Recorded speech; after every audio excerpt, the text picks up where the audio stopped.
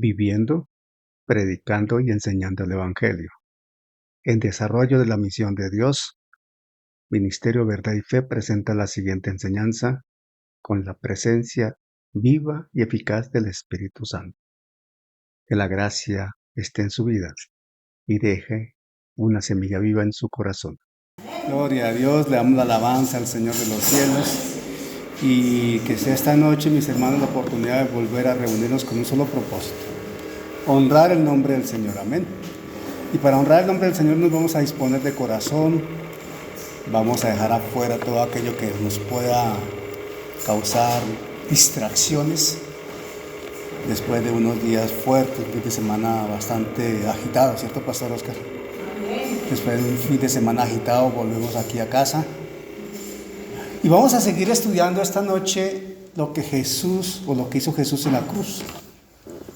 Esta es la cuarta enseñanza de ese tema, lo que hizo Jesús en la cruz. Y a la pregunta hacia un creyente, si un si un inconverso le preguntara a mi hermano Alex como creyente, y más o menos el diálogo fuera hacia Alex: usted es evangélico, ¿cierto? Y Alex le contesta: evangélico, cristiano, sí, para la gloria del Señor. Bueno, entonces, ¿qué fue lo que hizo Jesús en la cruz? ¿Qué le contesta Alex? Pues Él pagó todo, pagó un alto precio para que tuviéramos una oportunidad de salvación, porque estábamos muertos en delitos y pecados. Bueno, esa es una respuesta teológica que la entendemos nosotros. ¿La entenderá él? ¿La entenderá el inconverso? Bueno, si Él pregunta basada en algún conocimiento bíblico, de pronto para dar una respuesta de lo que nosotros pensamos, pues lógicamente pues, pensaría yo que sí sabe, o sea, tiene conocimiento de que Dios... Hay algo de lo cual debemos partir. De alguna forma, todo humano en el interior tiene un vacío. Tiene un vacío existencial. Ese vacío le genera una necesidad.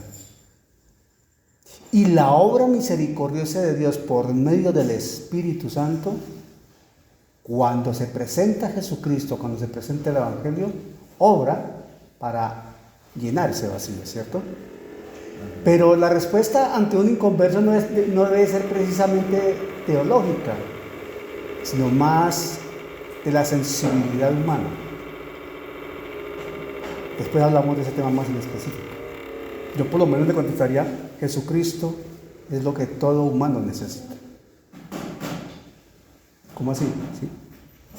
¿Me permite le explico de qué se trata? Sí, entonces debe escuchar el Evangelio. ¿El Evangelio? Sí, porque Jesucristo es el Evangelio. ¿Me permite le hablo del Evangelio? Claro, háblame del Evangelio.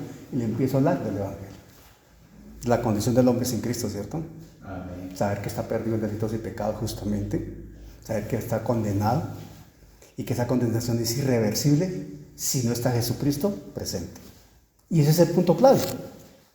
Y es donde el Espíritu Santo, uno sabe que el Espíritu Santo hace la obra perfecta. Porque ¿quién es el que convence de pecado, de justicia y de juicio? El Espíritu Santo. ¿Por qué todo esto? Porque poderoso es Dios y Él es digno de suprema alabanza. Y sabemos que tiene un plan perfecto para cada uno de nosotros. Él tenía un plan con cada uno de nosotros y un día, en determinado momento, llegó la revelación de la gracia. Y esa revelación de la gracia se da en nosotros porque todo desde los tiempos antiguos, desde la eternidad, se direccionó hacia la cruz. Y en la cruz, hagan cuenta que la cruz es como un eslabón, si lo podemos, ahorita no uso la expresión, un eslabón. Es un eslabón muy solo, que aquí para atrás hay una línea de tiempo. Y aquí para adelante hay otra línea de tiempo. De aquí para atrás a la eternidad. De aquí para adelante a la eternidad. Pero la cruz es ese eslabón que une esa eternidad del hombre, porque de aquí para atrás el hombre totalmente perdido, pero aquí para adelante una oportunidad de salvación. ¿Dónde queremos estar?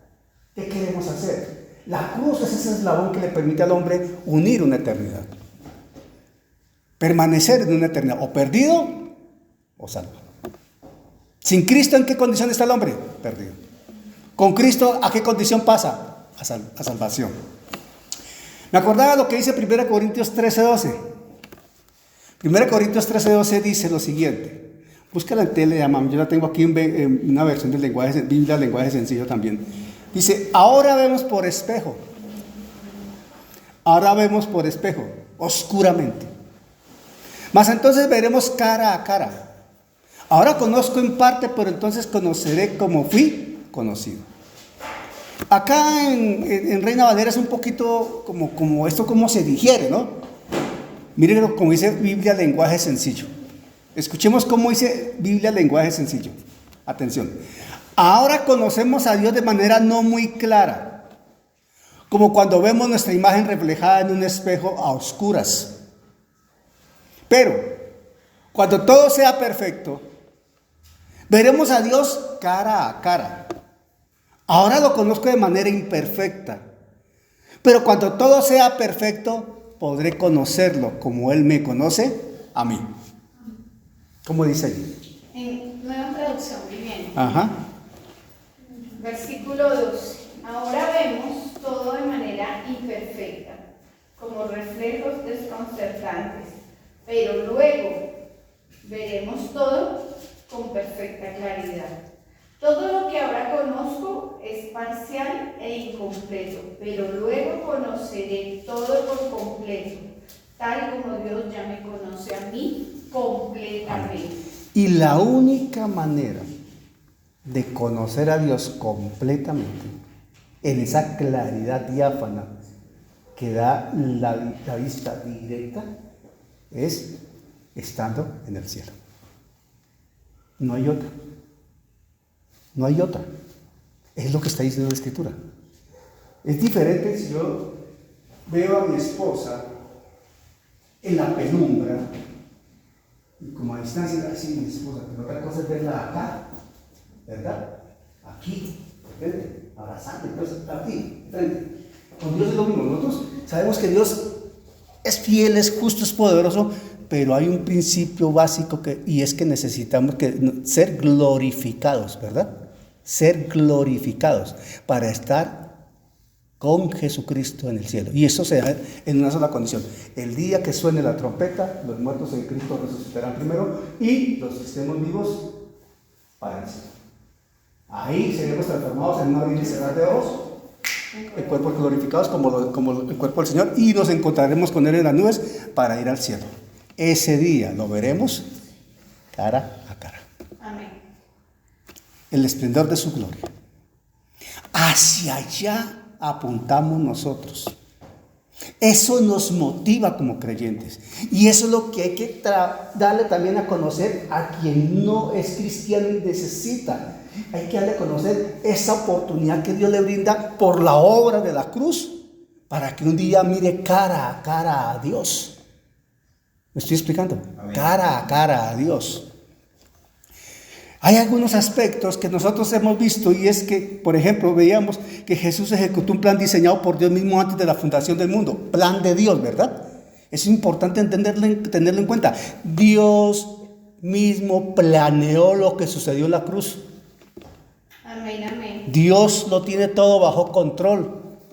Dios sabe los pormenores de todos los aspectos. El otro aspecto que vimos es que resucitó un muerto y le otorgó identidad eterna. ¿Quién era el muerto? Cada uno de nosotros. ¿La identidad eterna en quién? En Jesucristo. Y esa eternidad perfectamente realizada cuando lo veamos cara a cara. Y Jesús terminó con rotundo éxito una misión de rescate. Atención. Jesús terminó con rotundo éxito una misión de rescate. Amén. Jesucristo es el misionero por excelencia. Jesucristo fue enviado a cumplir un propósito divino, una misión de rescate. Cuando Él derramó su sangre, Él abrió un camino de salvación, ¿verdad? Para quien en Él cree. Y el que en Él cree tiene esa relación íntima con Él, y el que en Él cree tiene una identidad única con Él, porque ese es el propósito de la misión de Dios: rescatarte a ti, rescatarme a mí, rescatar a cada uno de los perdidos. Atención, la obra de Jesús, aunque la cruz es para la humanidad, la obra de Jesús se ejecuta personalmente, relación personal. Destaquemos eso. Dios no nos mira en grupo, Dios nos mira uno a uno. Por eso le veremos cara a cara, face to face. ¿Cuál es la mejor relación que puede establecer una persona con otra? Cuando se miran cara a cara. Uno. Es un principio de la psicología, ¿verdad? Cara a cara, face to face. Mirada a mirada.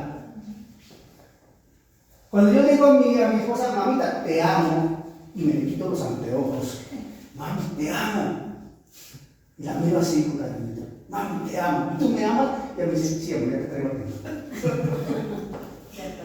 Pero es el face to face. A Dios lo vamos a ver cara a cara. Al Padre bueno lo vamos a ver cara a cara. Y ese día Él nos va a decir: siempre te he amado. Amén. Has estado siempre en mi corazón. Y hoy te tengo aquí conmigo y nunca, pero nunca más te alejarás de acá. ¿Por qué? Porque Él desarrolló una misión de rescate exitosa. Romanos 8:30.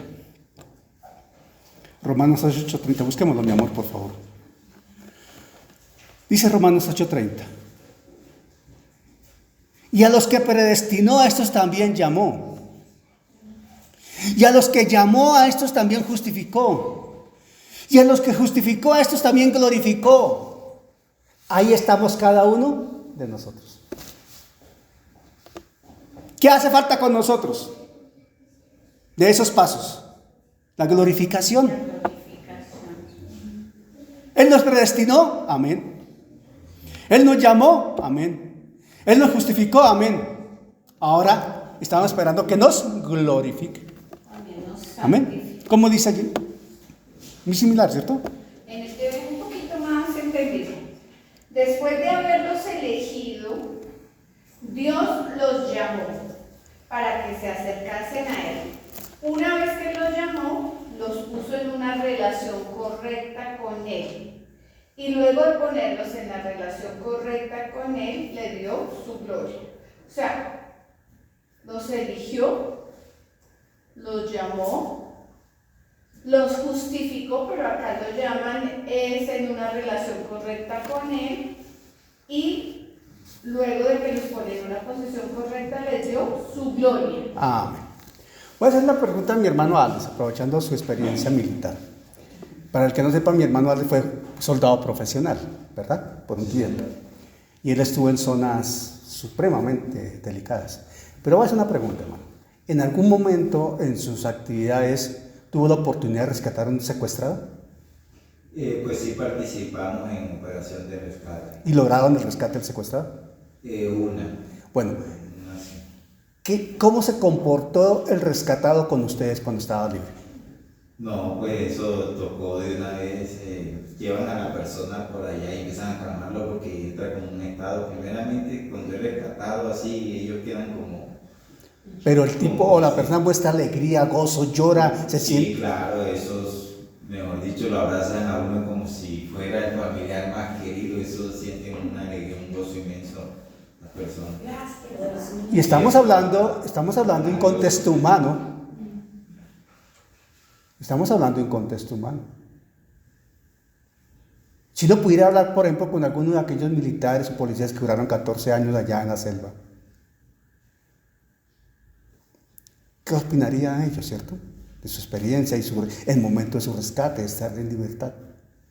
Ahora, si esto es humanamente toca fibras, y tal vez a un soldado le puede sacar hasta lágrimas ver esa, Sí, claro. ver esa situación tal, porque se vuelve muy sensible también la condición humana. ¿Pueden ustedes imaginarse lo que implica entender que Dios nos rescató del infierno? Que Jesús nos rescató del infierno por la obra de la cruz. Amén. Que Él dejó todo siendo Dios para venir a rescatarnos. Y el costo de rescate, él pudo perfectamente haber destruido todo lo malo y haber dejado, digamos, lo bueno. No, es que toda la humanidad estaba corrupta. Y el Padre tuvo necesidad de entregar al Hijo y el Hijo tuvo necesidad de entregarse a sí mismo. ¿Sí me captan la idea? Entonces, ¿cuál es nuestro comportamiento, nuestra reacción y nuestro agradecimiento ante el Dios de los cielos? Porque Jesús vino y desarrolló una misión de rescate exitosa y nos rescató. Y hoy somos libres por esa acción de Jesús. De ahí lo que dice 2 Timoteo 1:8-9. Miren lo que dice 2 Timoteo 1:8-9. 1 Timoteo 1:8-9. 2 Timoteo 1:8-9. Por tanto, no te avergüences de dar testimonio de nuestro Señor, ni de mí, preso suyo, sino participa de las aflicciones por el Evangelio según el poder de Dios, quien nos salvó y llamó con llamamiento santo, no conforme a nuestras obras, sino según el propósito suyo y la gracia que nos fue dada en Cristo Jesús antes de los tiempos de los siglos, sino según el propósito suyo. ¿De quién era el propósito de rescate? De Dios. El hombre no entiende que está perdido, que está preso, que está cautivo, que está secuestrado. El hombre no entiende eso. Pero Dios sí lo sabe. Dios sí lo sabía y por eso dio a Jesús. ¿Sí me estoy explicando? Dios sí sabía la condición del hombre y Dios sí sabía perfectamente el destino del hombre en esa condición. Pero el hombre no conoce, no es consciente de su condición y el hombre no conoce ni es consciente de su destino. Sin Cristo, me estoy explicando. Por eso es tan importante explicarle a la gente sin Cristo su condición sin Jesucristo y su destino sin Jesucristo. Por eso Jesús vino y desarrolló una misión de rescate exitosa. Él cumplió todas las demandas de la ley. Quitó las maldiciones por el incumplimiento de la ley. Durante toda su vida fue testimonio de virtud, de honestidad, de santidad. Por eso Él tomó nuestro lugar y cumplió lo que nosotros no podíamos cumplir: pagar por el pecado. Cumplió su misión. Él obedeció con obediencia perfecta en nuestro lugar. ¿Sabe por qué? Porque nosotros obedecemos con obediencia imperfecta, porque somos imperfectos. El único que obedeció perfecto, en perfección, se llama Jesús. Pero debió padecer, como dice Hebreos. Y habiendo padecido, aprendió la obediencia, dice Hebreos. Él tomó nuestro lugar en su muerte y llevó las consecuencias de quebrantar la ley. Él cumplió con la ley todo el tiempo. Ahora, atención. La Escritura dice que Jesús cumplió toda la ley. Pero también la Escritura dice que Él no vino a abrogar la ley, sino a cumplirla. Pero hay que hacer una distinción sumamente importante para quitarle piso a doctrinas erróneas y a sectas. Atención, la ley se destaca porque tenía dos nichos bien definidos: las acciones ceremoniales o las demandas ceremoniales y las demandas de orden moral de conducta. Ceremoniales: presentar un becerro, un palomino, un animalito perfecto para sacrificio y derramar su sangre para cubrir pecados. ¿Sí me estoy explicando? Eso es ceremonial. Poner las manos sobre el animalito y degollar el animalito en símbolo de que ahí se van los pecados. ¿Sí me estoy explicando? La ley moral: no matarás, no usarás el nombre de Dios en vano, no adulterarás, no codiciarás. Esas son leyes morales. Jesús abrogó y quitó de plano con la obra de la cruz todas las acciones ceremoniales, no las morales.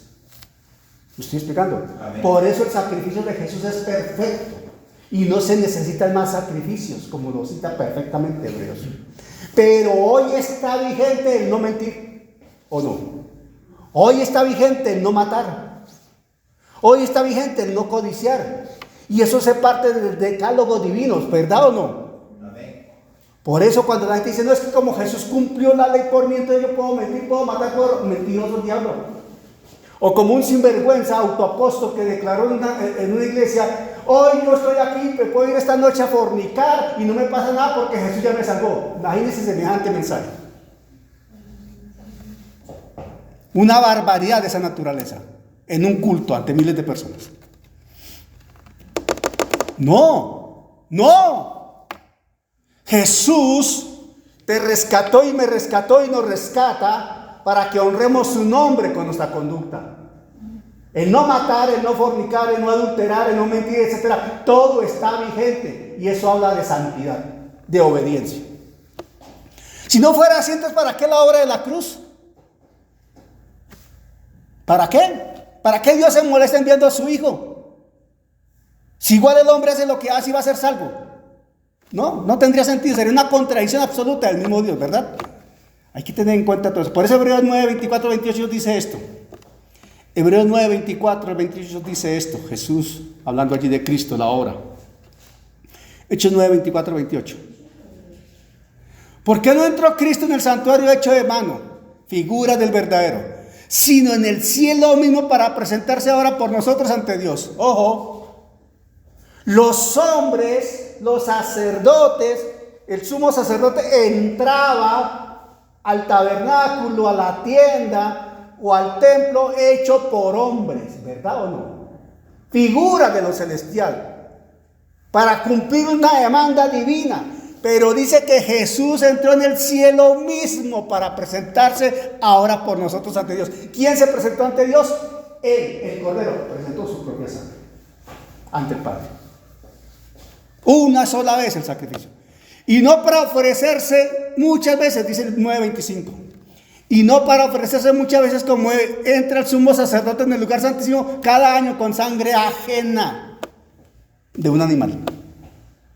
De otra manera le hubiese sido necesario padecer muchas veces desde el principio del mundo, pero ahora en la consumación de los siglos se presentó una vez para siempre por el sacrificio de sí mismo para quitar de en medio el pecado.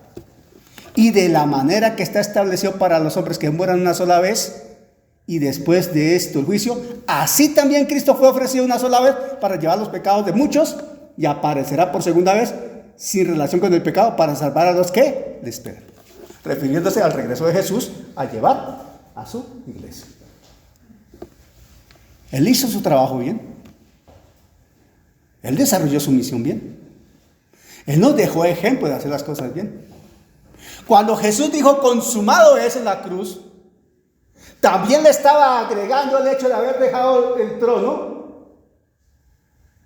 Y desde que dejó el trono hasta el momento en que en la cruz entrega su vida voluntariamente, consumado es. Todo fue hecho perfecto. ¿Cómo debemos hacer nosotros las cosas para Dios? Desde el momento que nacemos de nuevo y dejamos el mundo, ¿cómo debemos hacer las cosas para Dios? Hasta el momento que Él nos llame a su presencia. Podríamos decir también, el día que el Señor nos llame a su presencia, Señor, consumado es. Me voy tranquilo porque he cumplido contigo. ¿Hemos pensado en eso? Iglesia, es necesario pensar en eso también. Si el Señor me llama a su presencia, ¿me voy tranquilo porque he cumplido? Hay que enseñarle a la iglesia que el Señor nos llamó a cumplir y hacer bien lo que Él nos mandó a hacer, porque Jesús hizo bien lo que el Padre lo mandó a hacer. Amén.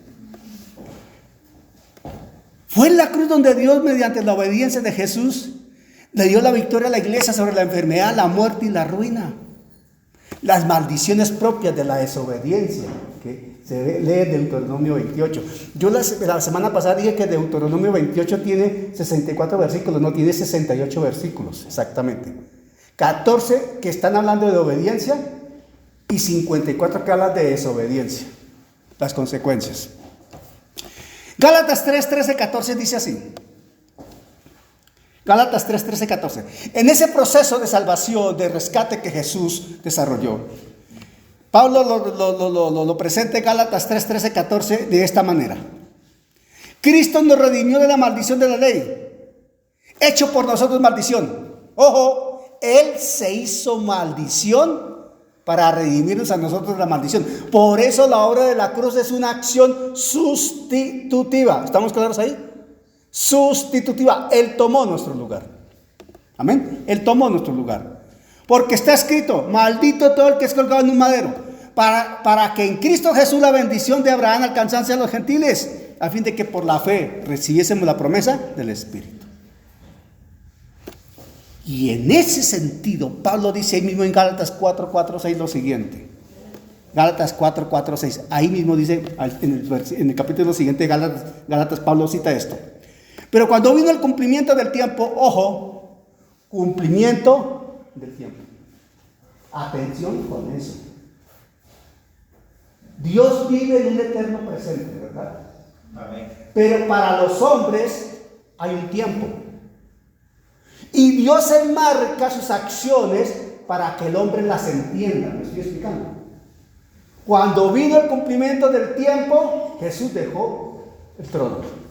Cuando vino el cumplimiento del tiempo, Jesús nació como hombre. Cuando vino el cumplimiento del tiempo, Jesús fue bautizado por Juan el Bautista en el Jordán.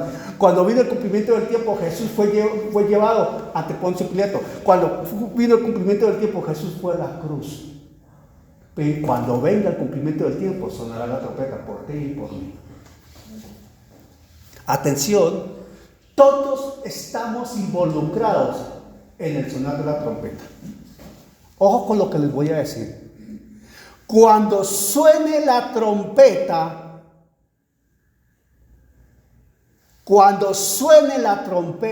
el Maranata, todos estamos involucrados. Los que estén muertos en Cristo resucitarán, ¿verdad? Los que estén vivos en Cristo, al cielo. Los demás, ¿dónde se van a quedar? A ver. Pero la trompeta, cuando suene, será un mensaje para todos. Los que están muertos felices porque resucitan y reciben un cuerpo glorioso. Los que estamos vivos los que estén vivos o estemos vivos, transformados para el cielo. Y los que se quedan pensando que lo que esa gente decía, esos pocos locos decían, era verdad. O peor aún, ¿cómo fue que me mintieron tanto y no caí en cuenta? ¿Se imaginan eso? Pastor, imagínense, hermano. Pastores que van a quedarse cuando suene la trompeta. Y vean que de pronto de su congregación se va un poco de gente y ellos se quedan como pastores. Tratemos de dimensionar eso, hermano. Es que la misión de rescate de Jesús no fue menos, fue trascendente, sumamente trascendente. Pero cuando vino el cumplimiento del tiempo, Dios envió a su Hijo, nacido de mujer y nacido bajo la ley, para que redimiese a los que estaban bajo la ley, a fin de que recibiésemos la adopción de hijos, condición y posición de ¿qué? De hijos. Y por cuanto sois hijos, Dios envió a vuestros corazones el Espíritu de su Hijo, el cual clama, Abba, Padre.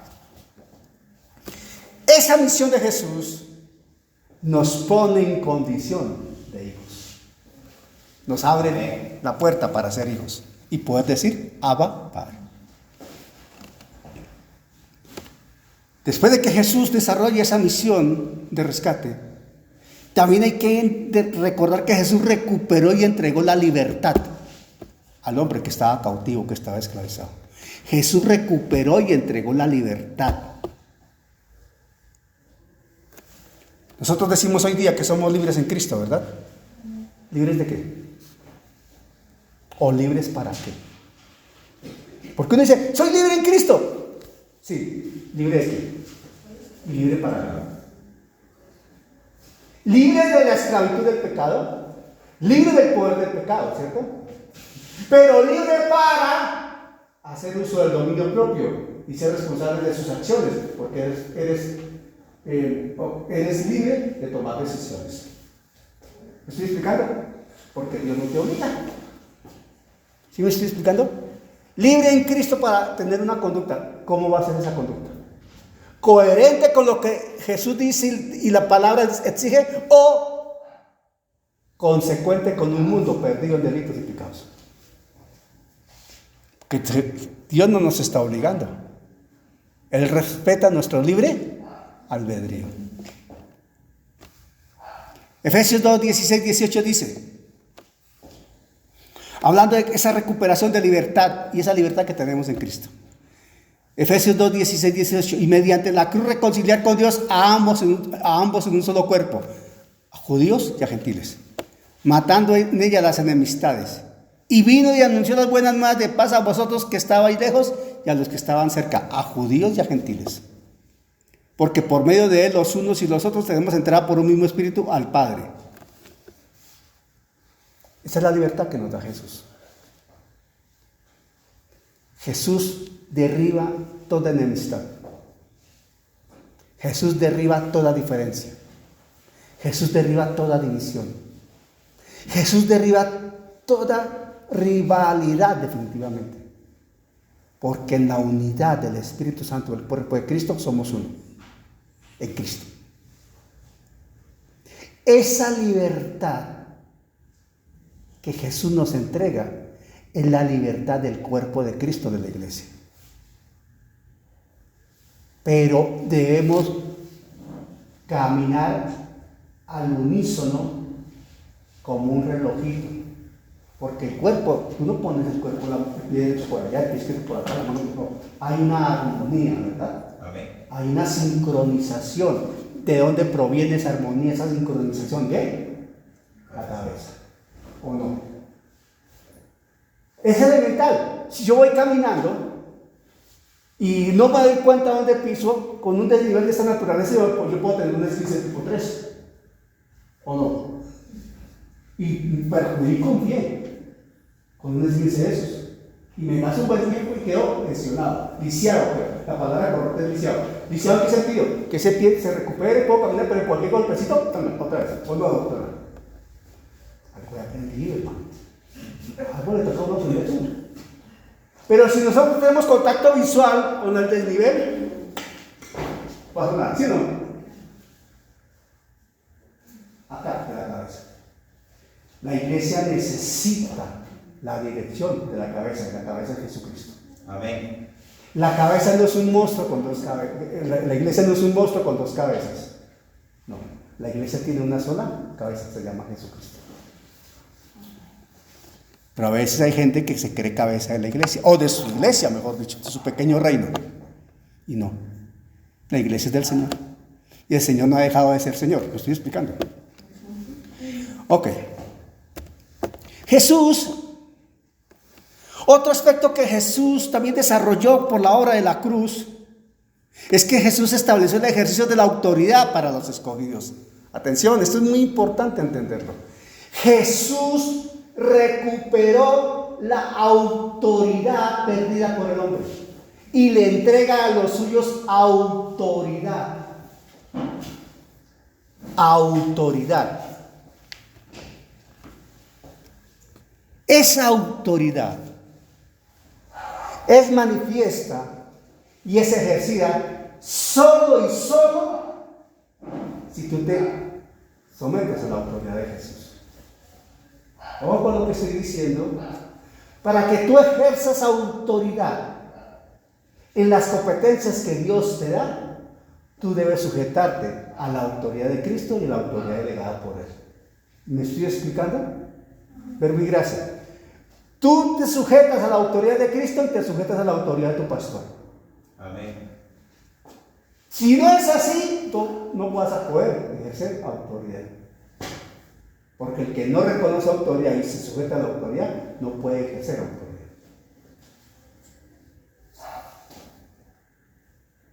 Muy sencillo. Veamos lo que está pasando en el país. Muy sencillo. Sin entrar en detalles de orden político o ideológico. Un presidente que no reconoció autoridad y se sujetó a autoridad, no puede ejercer autoridad y en el país no hay autoridad. ¿O me equivoco, hermano? ¿Usted qué es policía? ¿Hay autoridad? ¿No hay autoridad? Hay anarquía realmente. O vaya a la región y averigüe qué pasa en las regiones. Un ministro de defensa que nunca reconoció autoridad ni se sujetó a autoridad y es ministro de defensa y no ejerce autoridad. Y creen que la inseguridad y los problemas de seguridad del país se quitan colocando gestores de paz. El que no reconoce autoridad y se sujeta a autoridad no puede ejercer autoridad. Así es el interno. Y así como sucede en el contexto humano, en el contexto espiritual ni se diga. Absolutamente claro. Ustedes se imaginan al pastor Oscar de pronto, él ahora que pasa la asamblea, es reemplazado en la presidencia del concilio. Imagínense el pastor Oscar allá como chino chiquito. No, eso no está bien, yo quiero seguir siendo presidente. No acepto. A ver. Cálmate, pastor Oscar, por favor. Cálmate. Pues yo vi a un pastor en una posición clara de reconocimiento de la autoridad, sujetándose a una autoridad, y entregando un cargo que debía entregar y siendo parte de la nueva mesa o la nueva dirección del concilio para apoyar al otro presidente que entró. ¿Dónde está mi pastor? Porque finalmente estamos bajo una autoridad suprema que se llama Jesucristo. Amén. Y todos trabajamos para el mismo jefe. Amén. ¿Quién me lo imagina yo que la pastora Clarita iba a terminar siendo la directora de misiones del concilio? ¿Quién me iba a imaginar yo que mi esposo iba a terminar siendo fiscal suplente de la Junta Nacional de Pastores? No. Pero cuando uno está en autoridad, se sujeta a una autoridad. Y saben una cosa más, que es lo más importante, Dios respalda eso. Dios se glorifica en eso. Pastor Oscar, el Señor respalda. Y Él se glorifica. Y el bienestar es para la iglesia. Porque el bienestar no es personal, ni el reconocimiento es personal. Es que Dios se glorifica en una congregación, ¿verdad? En un concilio. Y la gloria es para el Señor. Esa autoridad la recuperó Jesús y la estableció Jesús desde la cruz del Calvario. ¿Por qué? Porque Jesús nos compró y nos hizo propiedad de Dios. ¿Sabían eso? Amén. Jesús nos compró.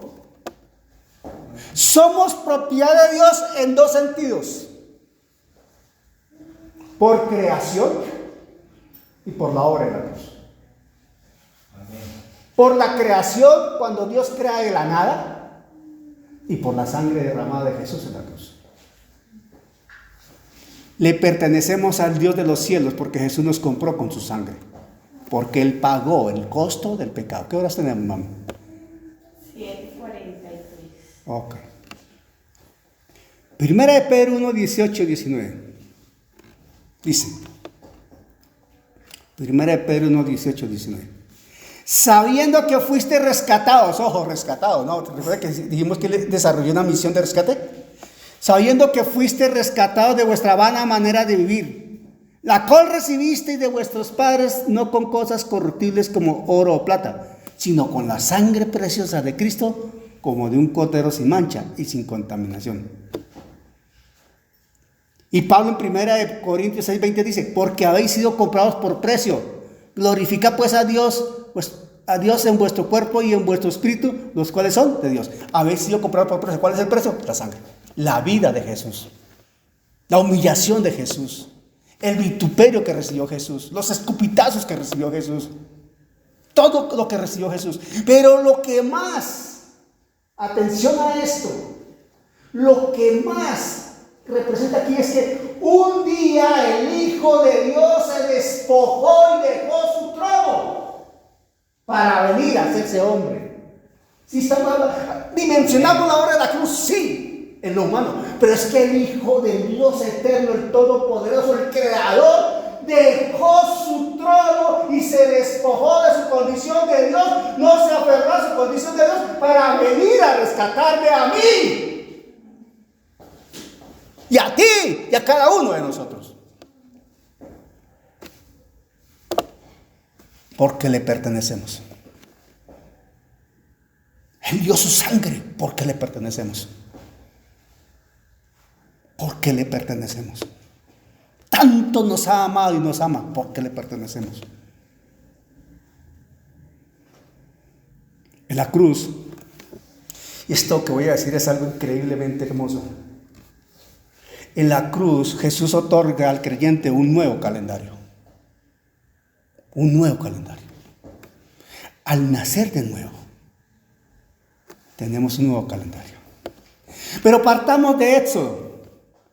Éxodo 12, 1, 2. Búscalo, mamita, como dice allí. Éxodo 12, 1, 2 dice así. Partimos de Éxodo. Es el antecedente, que era eso que vamos a leer en Éxodo, viene a ser la sombra de lo que después refleja 2 Corintios 5:17. Habló Jehová a Moisés y a Aarón en la tierra de Egipto diciendo, este mes os será principio de los meses, para vosotros será el primero en los meses del año. O sea, cuando el pueblo de Israel salió de Egipto, comenzó una época nueva, una cronología nueva, un tiempo nuevo. Cuando tú sales del mundo, cruzas tu mar rojo, naciendo de nuevo en Cristo, por ser nueva criatura, empieza un nuevo tiempo para ti, el tiempo de la eternidad con Cristo. Amén. Un nuevo calendario, una nueva condición. Por eso 1 Corintios 5, 7, 8 dice, 1 Corintios 5, 7, 8, limpiaos pues de la vieja levadura. 1 Corintios 5, 7, 8. ¿Cómo dice Éxodo 12, 1, 2 allí, mami? Muy parecido, ¿verdad? Bueno, ok. 1 Corintios 5, 7, 8. Limpiaos pues de la vieja levadura para que seáis nueva masa, sin levadura como sois, porque nuestra Pascua, que es Cristo, ya fue sacrificada por vosotros. Así que celebremos la fiesta, no con la vieja levadura, la del pecado, la de la corrupción, la que va con destino al lago de fuego, no, ni con la levadura de malicia y de maldad, sino con pan sin levadura, de sinceridad y de verdad, en santidad, en integridad, en Jesucristo. Por eso 2 Corintios 5, 17 es concluyente y contundente. De modo que si alguno está en Cristo, nueva criatura es, las cosas viejas pasaron, aquí todas son hechas nuevas. Cuando nacimos de nuevo, empezó una nueva vida para nosotros como nuevas criaturas. El viejo hombre murió. La humanidad tuvo un punto cero en la obra de la cruz. El tiempo de la humanidad se considera así. Amén. Y no son precisamente creyentes los que calificaron eso, pero así está, antes de y después de Cristo. El punto cero, la obra de la cruz. Antes de Cristo y después de Cristo. Nosotros tenemos también eso. Antes de Cristo y después de Cristo. Estamos en nuestro tiempo nuevo, después de Cristo, como nuevas criaturas para la eternidad con el Señor. Amén. Jesús hizo esto y mucho más en la cruz. Simple y llanamente, porque siempre nos ha amado. Siempre nos ha amado y no deja de amar. Pongámonos de pie, por favor. Aleluya. Yo quiero que recordemos el proceso que hemos tenido de lo que Jesús hizo por ti y por mí en la cruz. Entonces, primero, Él nos eligió. Bien. Después de que nos eligió, ¿qué hizo? Bien. Segundo, nos llamó. Tercero, ¿qué hizo Él? Nos justificó. Justificar es declarar justo a alguien que no lo merecía. Entonces, con eso que Él hizo allá en la cruz, nos justificó. Ya el Padre, nuestro papá Dios, nuestro Abba Padre, nos puede ver, porque antes no nos podía ver. Entonces, nos escogió, nos llamó, nos justificó. Pegadito a la justificación, nos reconcilió. Y nos empezamos a llamar hijos de Dios, hijas de Dios. Pero apegadito a eso hay una parte que tenemos que desarrollar nosotros y que nos ayuda, santificó. Recordando que hay una santidad posicional por ser hijos y una santidad práctica que tenemos que practicar nosotros. Y viene luego la parte final, la glorificación. Entonces, nos escogió, nos llamó, nos justificó, nos reconcilió, nos santificó, santidad posicional, santidad práctica, y habrá una santidad perfecta o regia. Y la parte final, la glorificación, que en el tiempo que es de Dios, que es un eterno presente, porque el cronos, el tiempo cronos de años, de tiempo, es nuestro, pero en su eterno presente, esa glorificación ha sucedido y estamos sentados en lugares celestiales. Entonces, seis etapas, y cada una tiene un montón de cosas, pero vamos a estar orando al Señor, porque intentemos eso a través de esto que Daniel nos está enseñando que hizo Jesucristo por mí en la cruz. Pero nuestra parte es esa santificación, es mantener esa santidad práctica.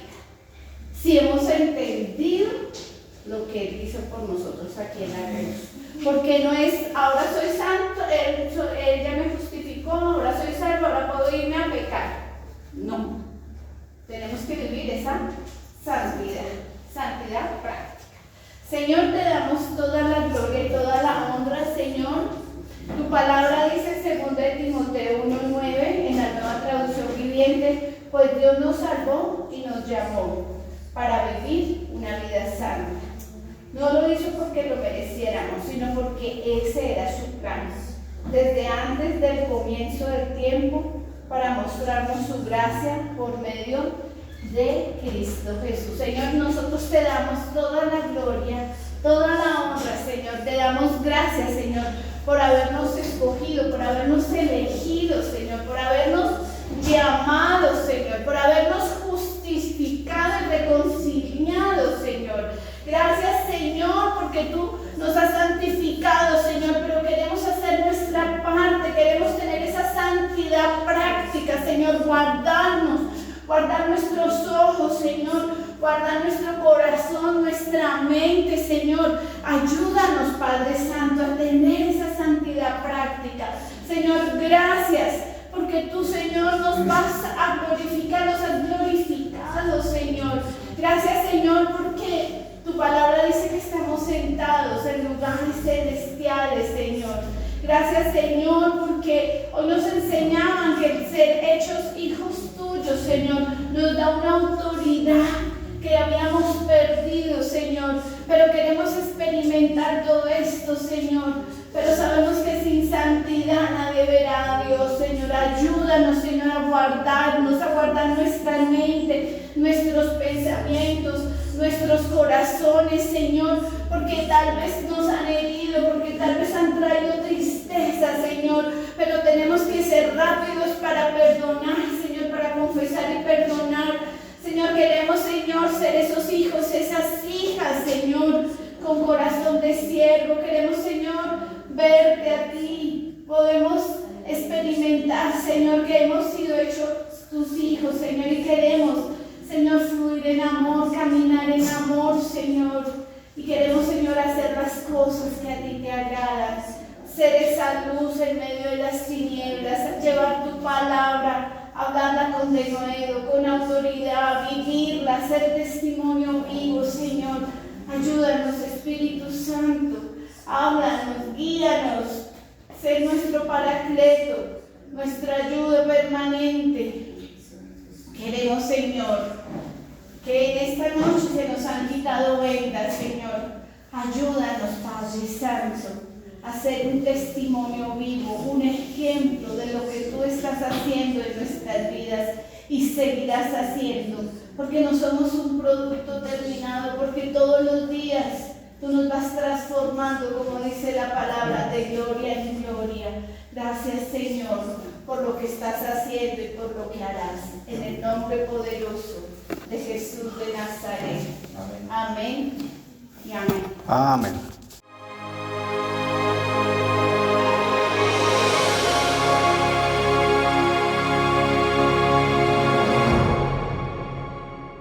Gracias al Señor por su obra en cada corazón con su palabra viva y que sea el Espíritu Santo generando en ustedes un amor profundo por la palabra del Evangelio de Jesucristo, para alabanza de su gracia y gloria de su nombre. Amén.